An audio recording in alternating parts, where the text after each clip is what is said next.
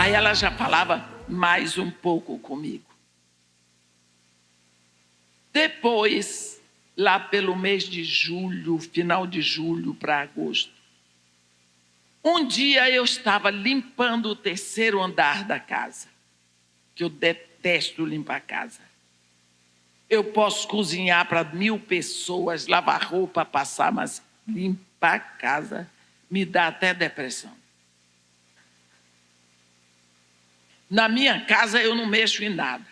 Eu só tenho as minhas coisas. A faxineira vem e encontra como ela deixou, ela só limpa.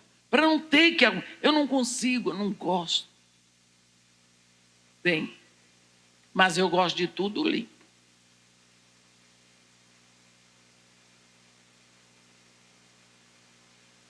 Eu ouvi, 11 horas da manhã, um barulho de rebanho. E eu sabia, o único rebanho que passava na minha porta era o rebanho de Suheila. E eu olhei pela janela e vi Suheila voltando. A única coisa que passou na minha cabeça foi: Suheila está voltando, porque eles vão embora para o deserto. E da próxima vez, para o ano, quando eles voltarem, seguramente não vem mais para esse parque. Vou perder minha amiga, minha pastorinha. Aí eu gritei do terceiro andar: Suheila! E quando eu gritei, ela parou. E quando o pastor para, o rebanho para. Aí eu desci com tudo e fui lá. O que foi que aconteceu? Por que você está voltando agora? Você está indo embora? Ela estava com a cabeça baixa. Ela não olhava para mim. Ela usava aquela abaia, é aquele manto que as mulheres usam. Usa lá desde pequenininha. Ela era, logicamente, era o hábito dela se vestir. Mas ela tinha um embrulho aqui. Um embrulho grande. E ela baixava a cabeça. Chega, ela estava encurvadinha. Eu disse: que foi? Me conta. Aí ela puxou o manto da cabeça para baixo, um pouquinho assim. E eu vi que tinha um cordeirinho ali. Aí ela botou a mãozinha debaixo de uma das patas daquele animal. E eu vi que tinha quebrado, porque tinha umas taliscas e tudo embrulhado com folha de papiro, porque tem muito papiro ali. Só que quando ela fez assim na perninha dele, aquele bicho deu um berro. No que ele deu um berro, ela apertou o animal aqui e ela deu um gemido que eu nunca tinha ouvido. Um gemido mais profundo daquele. Ai! Eu vi que a dor do animal doeu nela. E ela levantou a cabecinha, sol a pino, calor de 60 graus. E as lágrimas desciam como cachoeira. Naquela hora, eu ouvi a mesma voz que eu ouvi aos 12 anos. Eu estava com 32. Eu sou o teu pastor. Me deixa cuidar da tua perna quebrada. Eu sei que eu entrei em casa. No outro dia, a Suheila foi para o deserto. Continuou indo para o deserto, não, para levar o rebanho dela. Mas quando eu tomei consciência de mim mesmo, eu estava ajoelhada no centro da sala da minha casa.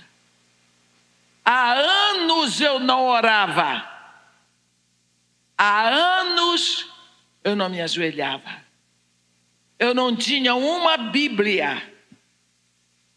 Eu não tinha um cantor cristão. Eu não tinha perto de mim nenhum pastor, nenhum crente.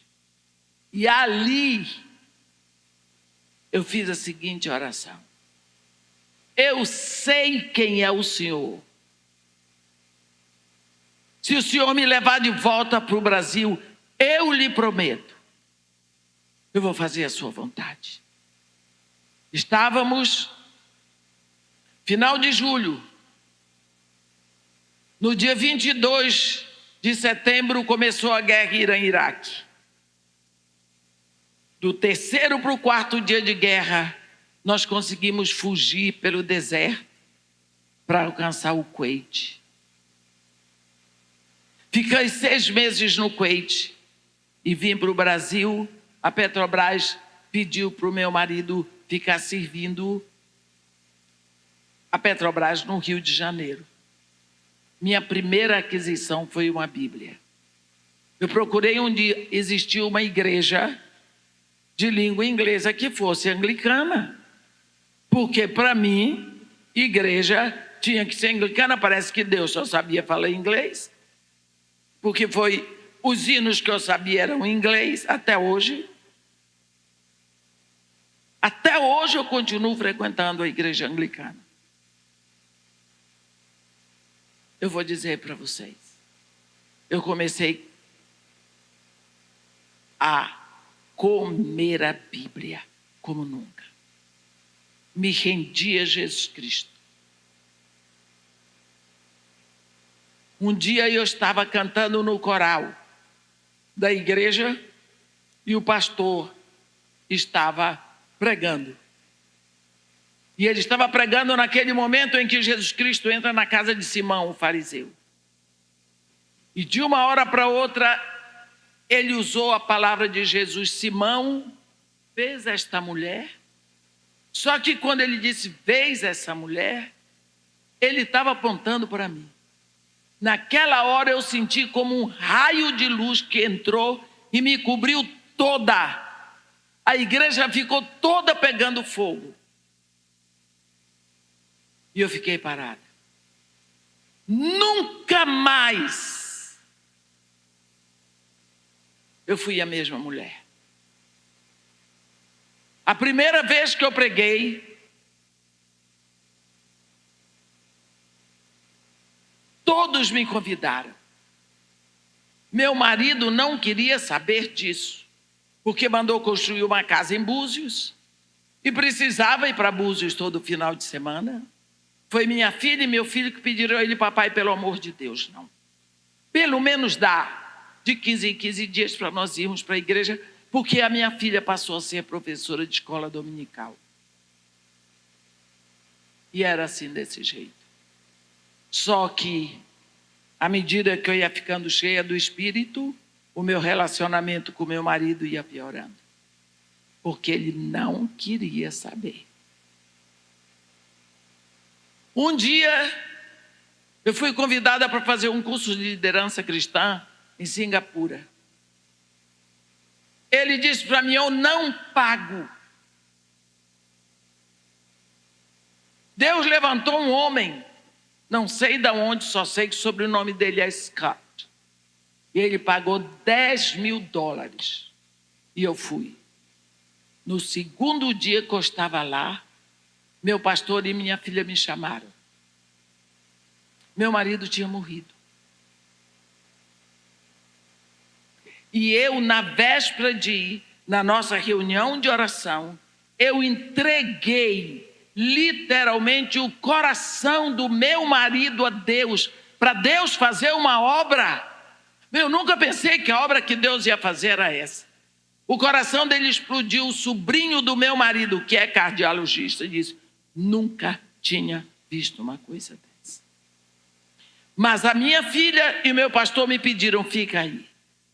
Não adianta você vir, não dá tempo de vir para o enterro, nós vamos cuidar de tudo. Quando eu voltei do Iraque, eu sabia perfeitamente o que é que eu tinha que fazer.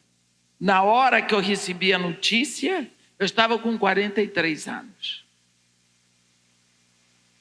Eu chorei muito porque eu tive pena dele. E eu tive pena dos meus filhos ficarem sem o pai. Eu ajoelhei e disse: Senhor Deus, meu Pai, o Senhor diz para não fazermos votos, mas se fizermos, devemos cumpri-los. Eu hoje estou na sua presença para lhe fazer um voto. Que eu nunca mais case. Que eu nunca mais tenha marido. Que todos os meus dias, todos os meus minutos daqui em diante sejam para trabalhar no reino. E se o Senhor me permitir que eu possa ser útil para a vida de crianças que sofrem, entreguei o resto da minha vida a Deus ali. Eu sou a pessoa mais feliz que pode ter. Eu tinha ido uma vez com meu marido na igreja, que ele ia com a gente. E na saída, era um dia meio chuvoso, tinha uma menina, ela devia ter uns 5 anos, com uma sandália havaiana no pé, que se o pé dela fosse 30, a sandália era 15. E uma roupinha toda úmida. E ela tinha na mão uma caixinha. Eu não sei se era bis ou se era chiclete. Quando nós saímos da igreja, ela veio oferecer. Meu marido passou em cima da poça de lama. A lama veio toda em cima da menina. Ela deu um salto para trás, os docinhos dela caíram no chão. E ele não estava nem aí. Que ele dizia assim: eu pago os meus impostos, não admito essa história de estar ajudando o pobre. Quem dá aos pobres empresta a Deus. E aquilo, naquela hora, eu tive tanta vergonha de dizer que eu sou filha de Deus. Os meus filhos estavam discutindo na parte de trás do carro qual era o restaurante que eles queriam ir. Aquela criança talvez não soubesse nem se ela ia comer naquele dia. No outro dia de manhã, segunda-feira, levei meus filhos no colégio, fui lá para a igreja e perguntei ao porteiro: ontem tinha uma menina aqui, vendendo docinho. De onde aquela menina? Eu me lembro dele ter feito assim. Está aqui. Junto da igreja tinha uma favela. Eu nunca tinha visto. Você sabe que no Rio de Janeiro, todo bairro chique tem, no mínimo, 2 favelas. Eu estava acostumada na Bahia, onde bairro pobre é bairro pobre, bairro rico é bairro rico. Lá no Rio é tudo misturado, que o Rio de Janeiro é bem interessante. Aí eu passei a levar meus filhos no colégio, voltar e botar meu carro no posto Shell e ficar ali olhando para ver se eu encontrava a menina. Eu queria retribuir àquela menina o prejuízo que ela fez. Nunca vi, ninguém conhece. Ela nunca mais foi vender docinho na frente da igreja. E o porteiro disse que nunca a viu. Mas eu comecei a orar pelo Morro Dona Marta. Chegou o ponto de eu dizer: Senhor, me dá esse morro, senão eu morro. E foi nessa época que eu fui para Singapura. Então, quando eu voltei de Singapura, eu sabia que eu tinha que ir para o Morro Dona Marta. Peguei meu violão, uma caixa de sanduíche, uma jarra de suco e fui para uma pracinha na frente da favela, porque o Morro Dona Marta era a favela mais violenta do Brasil. Ninguém entrava, ninguém subia, ninguém descia, porque se subisse não descia vivo. Nem a polícia entrava. Mas as crianças ficavam ali brincando na pracinha. E eu sentava lá, começava a cantar com violão. No início eles eram bem perigosos. O que é que tem nessa caixa? Eu dizia: é sanduíche. Para quê? Para quem quiser cantar comigo. E nessa jarra? É suco. Para quê? Para quem quiser cantar comigo. Eu, hein? Mas como é que a gente vai cantar? A gente não sabe o seu ensino. Eu ensinava um pouquinho, cantava com eles um pouquinho, porque não pode ser muito no início. Depois eu fazia uma oração e nós comíamos. E marcávamos o encontro para outro dia. Meu grupo foi crescendo. Eles vinham por causa do lanche. Cada dia eu fazia um lanche mais gostoso. Aí eu comecei a levar pandeiro, reco-reco, pauzinho para tocar, para fazer minha bandinha. E comecei a demorar um pouquinho mais na oração. Até um dia que faltou o menino que tocava pandeiro. Ele tinha um irmão e uma irmã. E eu disse, mas cadê? Aí ele está em casa com dor de garganta e febre. Quem está tomando conta dele? Ah, não tem ninguém. Minha mãe está trabalhando. E eu estava jejuando para Deus abrir as portas para que eu pudesse entrar na favela. Eu disse, será que nós não podemos ir lá? A senhora vem? Eu disse, se vocês me levarem. Um pegou a caixa de sanduíche, o outro a jarra de suco, o violão, e eu subi o Morro Dona Marta. Parece que eu estava subindo os degraus do Palácio de Buckingham. Nunca mais desci. Fiquei ali. Até que Deus me falou de que bordão de profeta não leva vida para ninguém. Ou profeta se faz um com a situação, ou a vida não chega. Eu disse, eu preciso de ter um barraco aqui. Fui falar com meu pastor, você é doida? Você acabou de ficar viúva, vai cuidar da sua vida. Agora quer comprar barraco na favela? Falou. Eu disse, pastor, eu estou pronta a lhe obedecer. Mas eu queria que o senhor orasse comigo, se responsabilizando pela minha obediência. Eu não! Eu disse, então o que o senhor quer que eu faça? Eu lhe disse que Deus falou que eu preciso ter um lugar.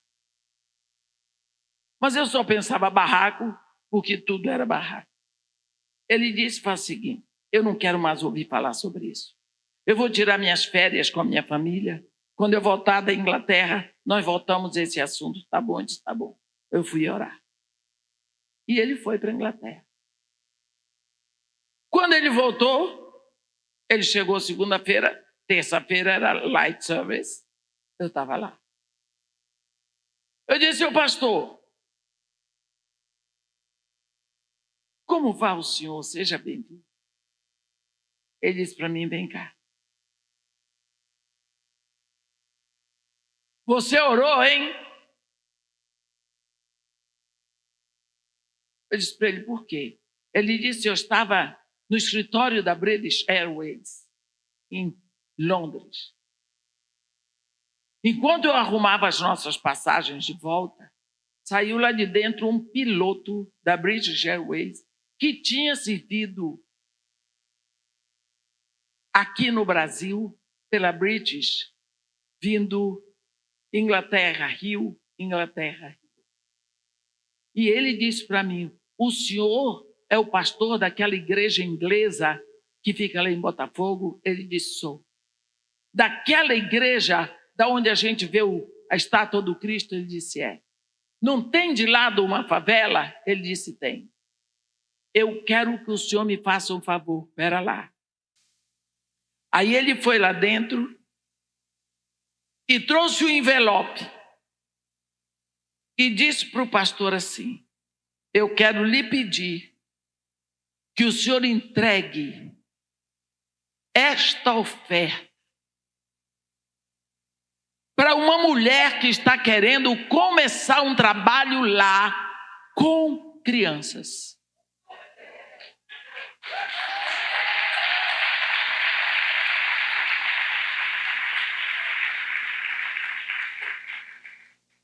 O meu pastor disse, ele só faltou dizer o seu nome. Tome, a oferta é sua. Eu disse, não vai ficar na minha mão, vai ficar na sua. Eu vou procurar o barraco para comprar. Aí que eu fui ver como o barraco na favela é caro. E procura. Quando encontramos, enquanto eu procurava, o cruzado foi desvalorizando, o dólar foi valorizando. Quando eu encontrei o barraco, era na melhor parte da favela. Exatamente $2.000, trocado em cruzados. Levei o homem, seu Carlos, lá no pastor. O pastor orou, trocou o dinheiro, pagou o homem. Mas agora eu precisava de 20% do valor do barraco para pagar para a associação de moradores. Eu não tinha um tostão.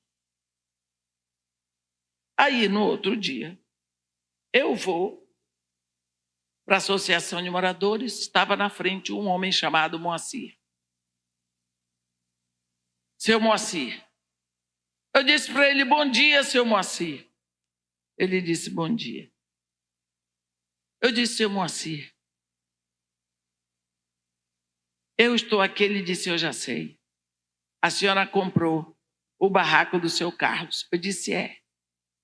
E eu tenho que registrar aqui, mas eu tenho que falar com o presidente, porque eu sei que eu tenho que pagar 20%. E no momento eu não tenho o dinheiro. Queria ver como é que vai fazer. Ele olhou na minha cara e disse: o presidente agora sou eu. A senhora não vai ter que pagar nenhum tostão. Eu disse: por quê? Ele disse: esta noite mataram o presidente, a esposa do presidente e a secretária do presidente, que era minha filha. Olha, quase eu gritei aleluia.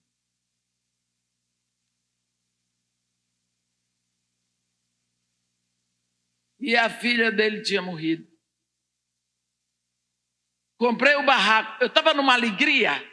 O barraco era de madeirite, era 12 andares. Mas quando você pisava, ele balançava. Mas fiquei feliz da vida. Aí eu comecei a fazer reunião lá dentro. Eu tinha o pacote de biscoito, o filtro d'água, porque eu sem biscoito não vivia naquela época. Viciada num biscoito. E minhas Bíblias, e ali eu dava aula, e ali eu ia pelas casas, e ali eu orava pelas pessoas. Um dia eu vim pregar em Sorocaba. Tomei o ônibus, cheguei 4 horas da manhã no Rio, deixei as coisas em casa, corri para lá. Cheguei lá, cadê o barraco? Olhei, onde está o barraco? Meus irmãos, o barraco tinha despencado sozinho assim, ó.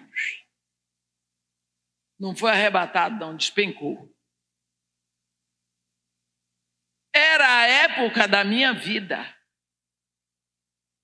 em que eu orava pelas pessoas que estavam paralíticas há 2 anos, as pessoas saíam correndo. Eu era a mulher da reza forte. Nessa época morreu minha filha, orando comigo.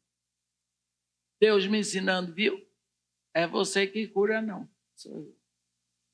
Quando eu disse: o senhor levou minha filha, sua não, minha. Não foi você que fez? Quando você descobriu, você estava grávida. Deus trata assim comigo. Ele sabe que a nega aqui não é fácil. E ele cuida de mim porque me ama. Aí, quando eu vi o povo do morro. Eles já tinham separado minhas Bíblias, eles já tinham feito tudo, mas os escombros estavam ali. As pessoas ficaram preocupadas, porque sabiam que no ano eu enterrei o marido, no outro ano, no mesmo mês, enterrei a filha. Eles pensaram que eu ia morrer. Então era gente botando açúcar dentro d'água, mexendo com o dedo, enfiando minha boca dentro. Eu subi uma escadaria que tem assim, lá em cima. Eu chorava, a dor veio toda. Eu quase enlouqueço. Como é que Deus me dá um barraco e permite que caia? Eu não entendi aquilo. Aí eu fiz a seguinte oração: Aqui, Senhor Jesus, como é que o Senhor faz uma coisa dessa comigo? Eu sou sua amiga. Eu tenho certeza, eu nunca ia fazer isso com o Senhor. O Senhor trata assim os seus amigos, vai ver que é por isso que o Senhor tem poucos amigos. Isso é oração que se faz. Eu fiz. Desci de lá. Arrasada. Porque eu não tinha dinheiro nem para tirar os escombros. Sem saber o que eu ia fazer. Fui lá no pastor. E eu disse para ele, pastor, não tem mais barraco. Como não tem? Nós não compramos o barraco. O barraco caiu. Como é que você me escolhe um barraco que está todo podre? Eu disse, não tem melhor na favela, é tudo assim. E agora? E eu chorava. Ele disse, eu tenho aqui um negócio para você. Aí me levou no escritório. Olha aqui. Pegou para você uma carta. Desse tamanho. Era uma carta do Billy Graham. O Billy Graham recebeu uma visão de avivamento para o Reino Unido. E ele queria começar, o trabalho dele foi quando morreu o secretário dele, que o filho assumiu o lugar. E ele montou o escritório dele em Waterloo Bridge, em Londres. Estou indo para lá quarta-feira. E a visão dele era Jesus in Me. Cobria Inglaterra, Escócia, País de Gales, Irlanda do Norte e Irlanda do Sul. Eu fiquei 3 meses no Reino Unido pregando. Tinha dias que eu pregava 5 vezes em 5 lugares diferentes. Um negócio chique. Tinha um carro só para mim, com motorista para mim. Eu pregava na BBC de Londres, eu pregava na BBC de Belfast. De dentro do carro, eu pregava na televisão. As ofertas. Ele escolheu um preletor de cada continente. E da América do Sul, o preletor escolhido foi eu. Por quê? Porque eu prego em inglês. Foi isso? Não. Foi porque Deus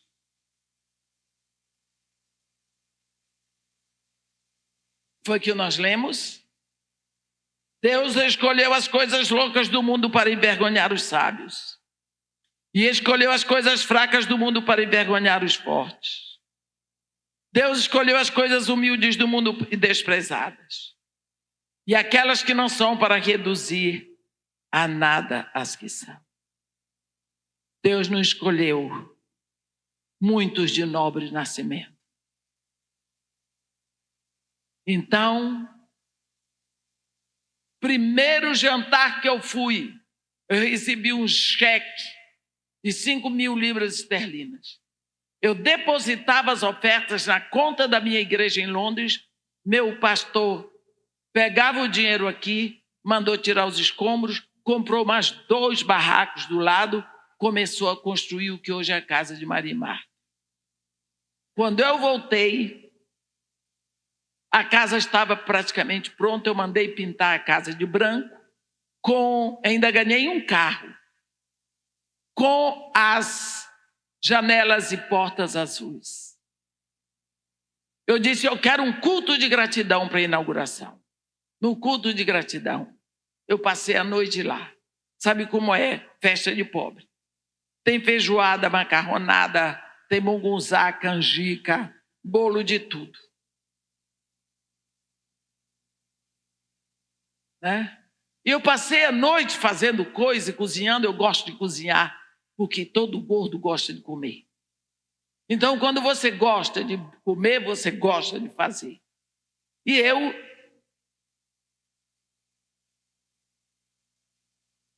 Quando eu botei a última assadeira no fogo, eu acendi todas as luzes. E sem perceber, eu subi a mesma escadinha onde eu tinha feito a oração desaforada. Sentei lá e disse: "Oh, meu Senhor Jesus querido e lindo,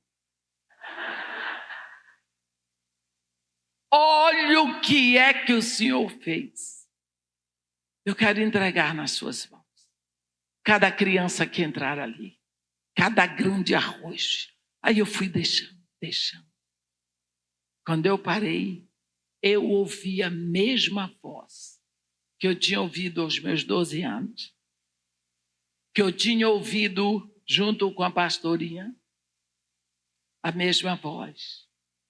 Mesmo assim, como eu poderia te dar esse prédio de cimento armado se eu não removesse o barraco velho? Eu não construo sobre barracos velhos. Eu faço todas as coisas novas no meu alicerce.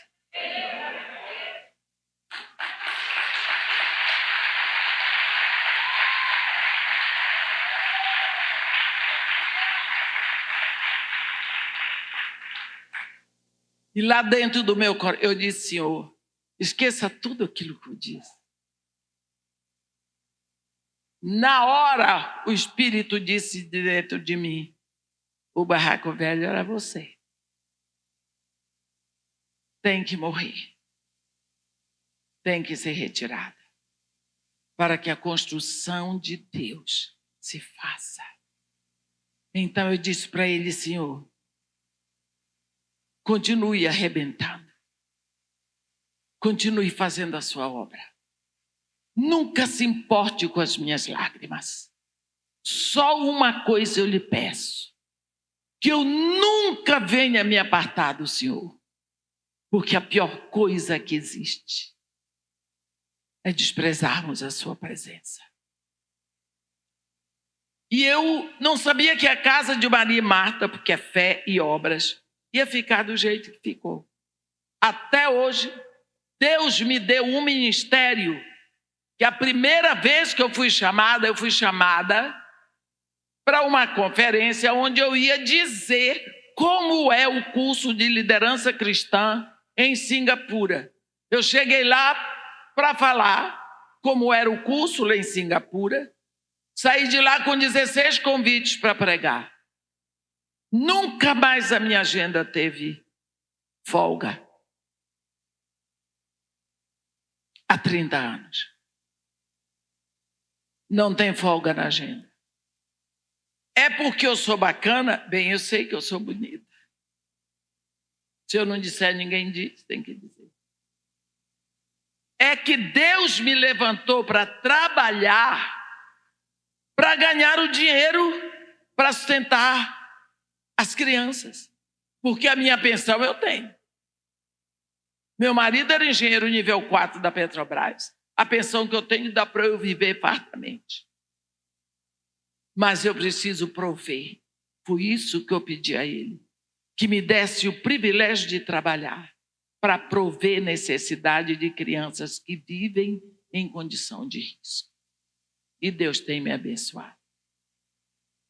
E tem me abençoado fartamente. E o que Jesus tinha dito: eu te enviarei a várias nações, e muitos povos se converterão a mim. Eu não sei dizer para você quantas nações eu já fui pregar.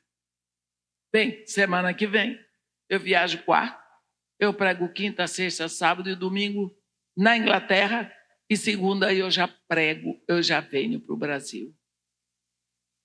Que eu saiba, ano passado eu saí muito mais, esse ano eu cortei. Setembro, Estados Unidos, outubro para Israel, dezembro do Canadá, e assim eu vou. Eu tenho Índia, eu tenho Japão este ano, e também tenho Coreia e Bangladesh. Te enviarei a várias nações. Tudo está se cumprindo. Tudo está se cumprindo. Nunca perguntei quantos membros tem sua igreja. Me avisa, me chama, eu vejo. Se tiver vaga na agenda, eu aceito. Nunca perguntei, nunca exigi nada. Quando eu estou de jejum, eu falo para os irmãos: olha, eu preciso, porque eu não posso fazer o jejum normal, porque eu trabalho demais. Então eu peço. Fora do jejum, nada. Nunca exigi hotel, nem qualidade de hotel, nem carro, nem qualidade de carro.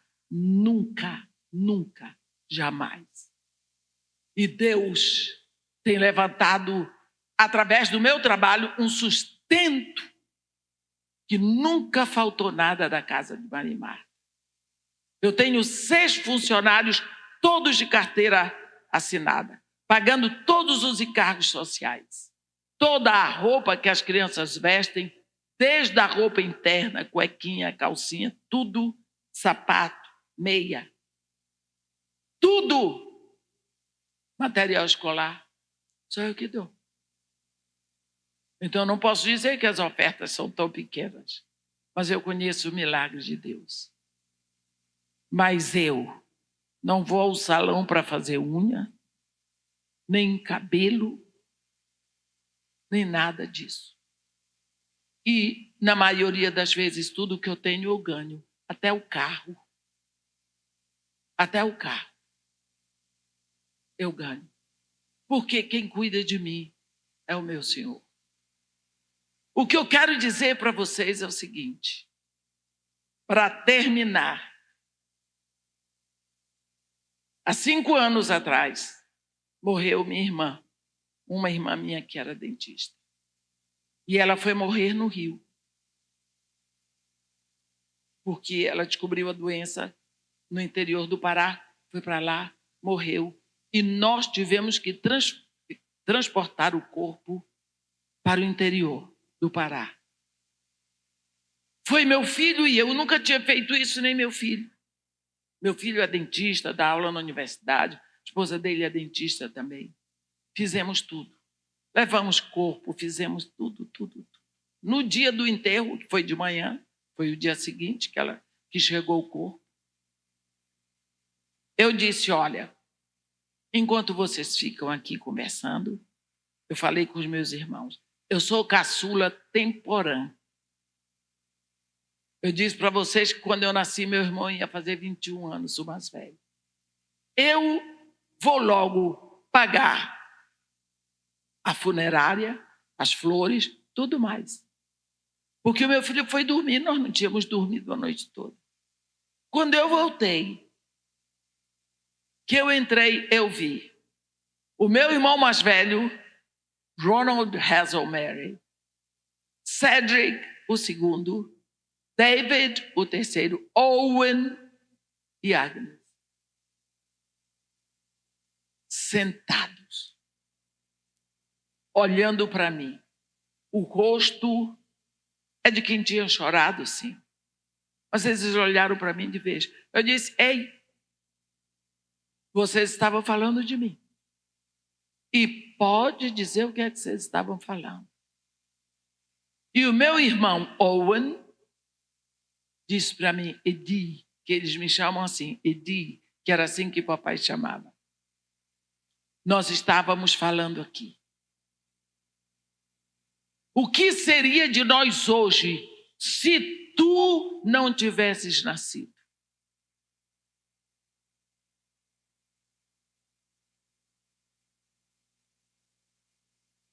E Cedric disse, a mamãe não sabia o que ela estava fazendo quando ela te amou. Quando ela impediu a tua morte. Quando ela te recebeu como filho. Ela não sabia que estava criando alguém para cuidar dos filhos dela na velhice. Como Deus faz as coisas. Eu disse, pois é. Para vocês terem até hoje a alegria, minhas irmãs, de saber que mesmo quando tudo parece errado, Deus tem uma operação ali. Se você acha que você é menor porque sua mãe era macumbeira, porque seu pai era beberrão, porque sua mãe era prostituta, porque isso, ou porque você nem sabe o nome do seu pai, eu quero lhe dizer uma coisa. Não foi seu pai que fez você. Não foi sua mãe. Foi Deus.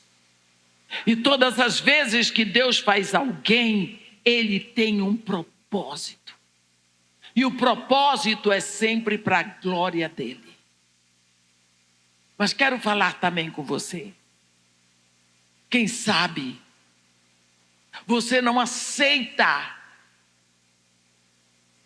o erro, o pecado do seu marido. Quem sabe você não perdoa uma traição. Quem sabe você tem dificuldade de aceitar um irmão seu que nasceu fora do casamento. Eu quero lhe dizer uma coisa. Você não sabe qual é o propósito do Deus que criou os céus e a terra. Às vezes você está se batendo contra o Deus Altíssimo. Abra o seu coração para rejeitar o pecado e amar o pecador. A coisa pior que pode ter acontecido, a maior dor que pode ter acontecido na casa do meu pai, foi a hora que minha madrasta descobriu que tinha sido traída e que o marido dela tinha se juntado a uma mulher mais linda, muito mais jovem e branca. Pense como é que os meus irmãos se sentiram. Olha a humilhação, olha o problema, e agora? Mas ela era uma filha de Deus. A minha história deu certo porque Deus botou ali um espírito cristão, que foi a minha madrasta. Não foi minha mãe, foi a minha madrasta. E tudo deu certo. E ela manteve o casamento e o lar e os filhos. E ela sempre foi honrada. E eu a honrei até o final. Eu quero lhe pedir hoje, se você tem que liberar o perdão e abrir o seu coração para amar uma pessoa que não chegou na sua vida pelas vias que você desejava, saiba que ela chegou pelas vias da vontade de Deus. Eu posso ter sido rejeitada pela família da minha mãe, sim, porque eles eram brancos. Eles são brancos. Mas não pela família do meu pai, porque minha madrasta ensinou para os filhos sua irmã. Que mulher! Que mulher grandiosa! Todas as vezes que eu penso no exemplo de mulher, eu penso nela. Eu fui pregar o primeiro congresso de mulheres cristãs do Haiti, depois do grande terremoto. Ora, o Haiti é no Caribe. E quando eu vi aquelas mulheres entrando, todas pareciam com a minha madrasta. Meu pai tinha 1,97 m, ela tinha 1,55 m. Negras, cabelo que nunca foi alisado. Todas com o jeitinho da minha madrasta. Quando eu olhei para aquelas mulheres cantando, exatamente como minha madrasta cantava. There the garden where Jesus is waiting. Conhecem assim? There the place that is wondrously fair. For it glows with the light of his presence. There's a beautiful garden of prayer. Eu não tenho mais voz para cantar, tanto falar. Vocês conhecem assim? Alguém aqui foi batista? Então você sabe. Oh, how beautiful garden, the garden of prayer. Oh, the beautiful garden of prayer. Where my Savior away, and he opened the gate. Todas cantando, eu não sei o hino em português. Eu olhei, sabe o que eu vi? Eu vi Deus tirando uma caribenha, levando ao Brasil para cooperar com Deus, salvando a minha vida, me encaminhando para Jesus, para que um dia eu voltasse para o povo dela para falar do amor de Deus. Eu vi a restituição. E eu que sempre oro pedindo a Deus para não chorar enquanto eu prego, eu não me controlei. Eu chorava, parecia um bezerro desmamado. E ninguém sabia por quê. Você viu o que é que Deus faz? Você viu que há 75, quase 76 anos atrás, Deus começou a mover essa água. E Deus me chamou para ser mestre na igreja do século 21. Eu tinha tudo para não dar certo. Eu sou uma improvável. Mas Deus cuida dos improváveis. Muda a história de todo mundo. Por isso eu queria lhe pedir hoje.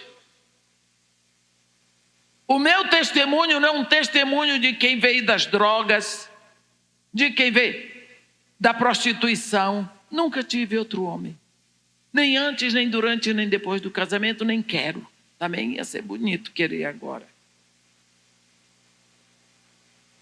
O que eu quero lhe dizer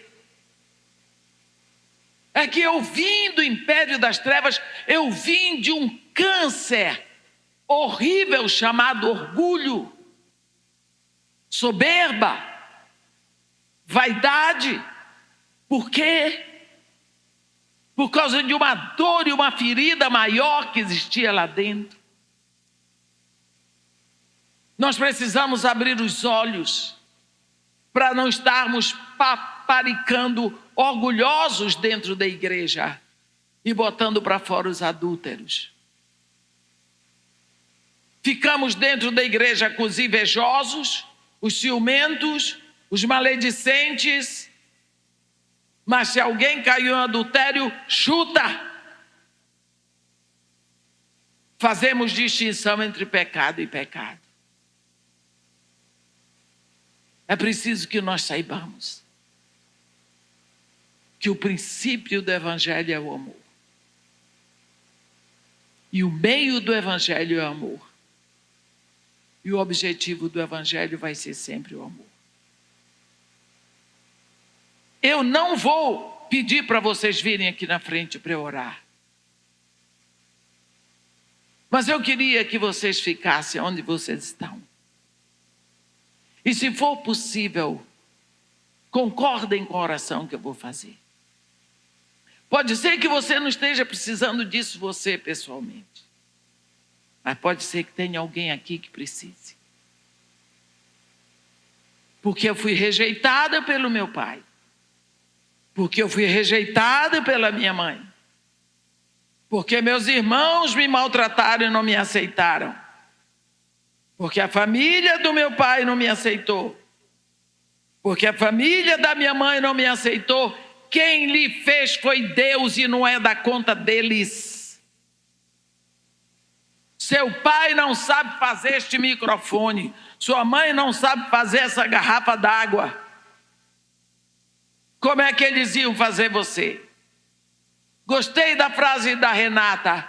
Quando eu descobri que estava grávida, Deus não pediu nem licença a ela para botar um filho no ventre dela. O filho é dele.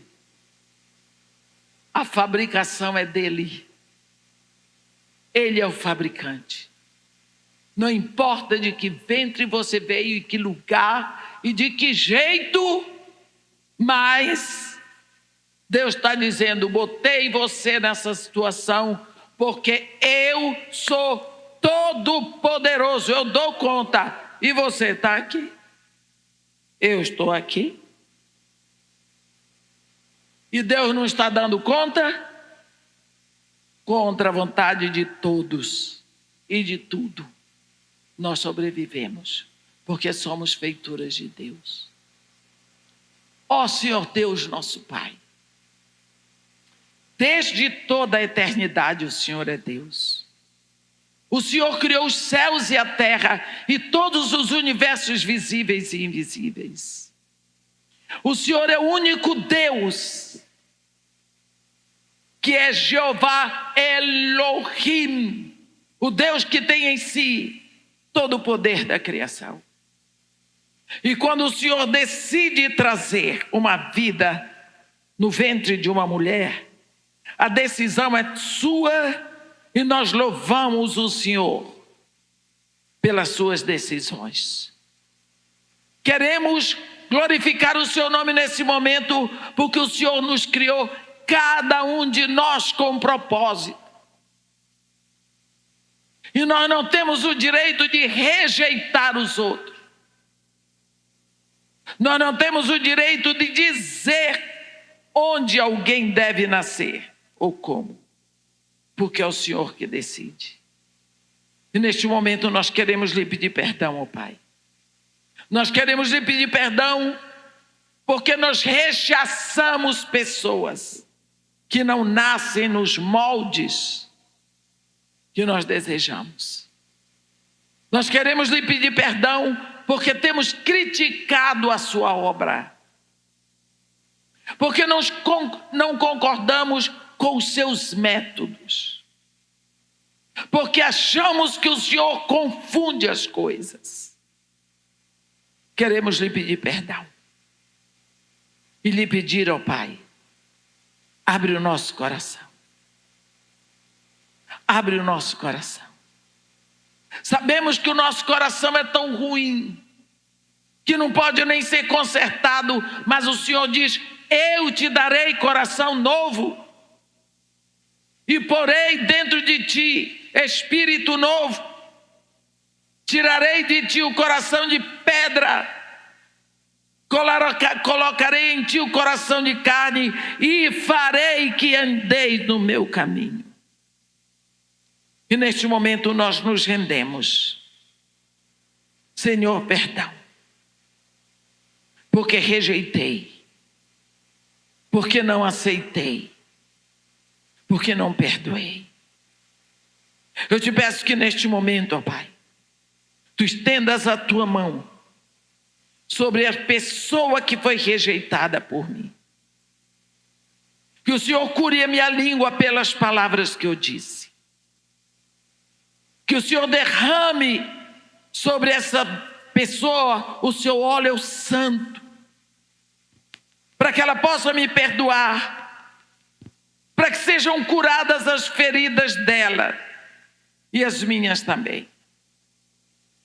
Nós lhe pedimos neste momento que o Senhor possa usar cada uma de nós daqui, para que nós possamos fazer a sua vontade, para que o seu plano de vida para nós seja totalmente exercido, para que o seu nome seja glorificado nas nossas casas, na nossa família, na tua igreja. Te pedimos, ó Pai, que tu tragas à nossa mente a memória dos maltratos que demos a pessoas que não têm a aparência que nós queremos que elas tenham. Mas nós proclamamos, sim, Senhor, nós proclamamos que todas as coisas tu fizeste perfeitas no seu devido tempo. Te pedimos perdão por criticar a tua obra, pela insatisfação que temos com a nossa aparência ou com a nossa situação. Queremos te pedir, coloca no nosso coração um cântico de louvor, um cântico novo para ti. E te pedimos ainda, ó Pai, em nome de Jesus, que nós possamos crescer na visão de que nós só estamos aqui para o teu propósito e não para o propósito de outro alguém. E nós te agradecemos em nome de Jesus. Amém.